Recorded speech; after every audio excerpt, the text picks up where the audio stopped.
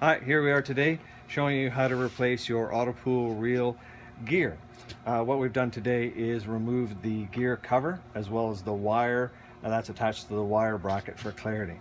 Before we get started, what we want to do is ensure that the key is in the off position and the key is removed for safety. Once we've done that, what we want to do is remove the wire bracket simply by pulling the one side out and twisting it down. Next, what we want to do is we need to remove this C-clip holding the shaft on. So we can simply do this with a pair of spring clips or a pair of needle nose. Once that's removed, it's quite simple. Simply just slide out the gear. What you want to do is make note of the left side or the right side, whatever side you're working on.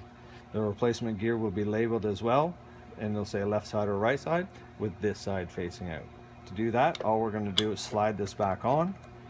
It may take a little bit of a wiggle. We're going to line it up with the gear above, push that on. Once that's back on, we simply reverse the steps.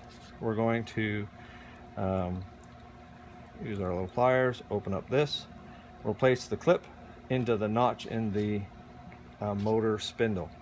Once that's on, we're simply going to go in reverse, replace our wire bracket.